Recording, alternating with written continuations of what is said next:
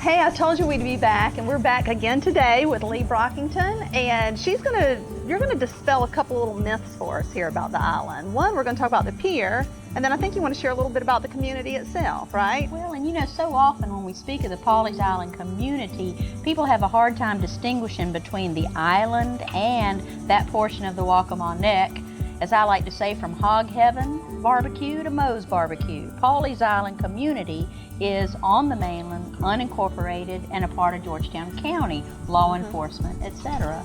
The town of Pawleys Island is just this barrier island itself, fewer than 4 miles long, less than a quarter-mile wide at its widest. Just a tiny little barrier island. And even though it is developed, it is a barrier island with an active sea turtle nesting population. The town of Pawleys Island incorporated about 1985. I moved here in '84, so I was part of the public hearings. I took so many notes that longtime residents said, "Are you with the press?" But I liked my notes. It was important to me to write things down and to ask questions. And certainly incorporation was a big undertaking, but it has worked and helped preserve particularly some of the older structures here at Pawleys Island.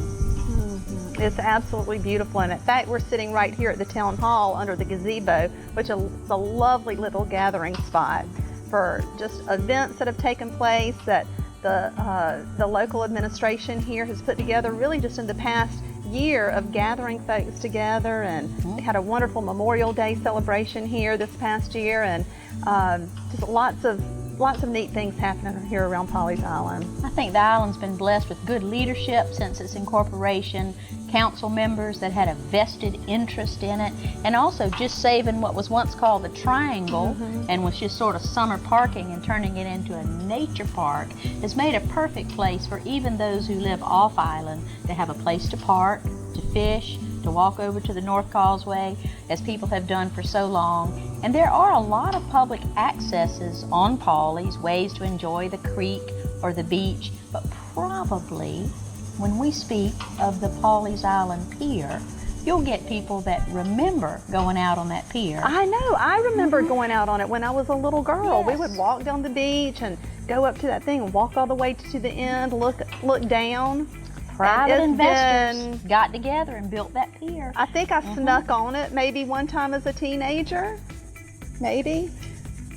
But it's been a long time, and I would love to go back on it again. The pier was originally built in August of 1954. Connie Bull of Georgetown was young and cut the ribbon that August of '54, and then in October 1954, a historic event for many property owners on the South Carolina coast, Hurricane Hazel, completely destroyed the pier. It was rebuilt by those private investors.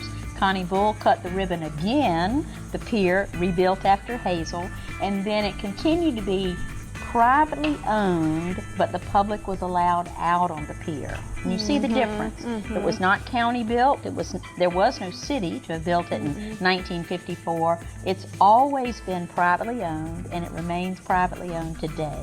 The big difference is the public could once access it for fishing, for strolling.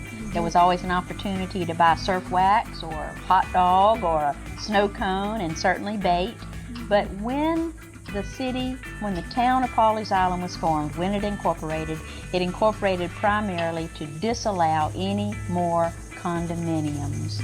And the Pawleys Pier Village, built by local and South Carolina investors, assumed the location at the pier, their pier, and then the pier today goes with the Pawleys Pier Village condominiums, and those owners or those renters have access to the pier.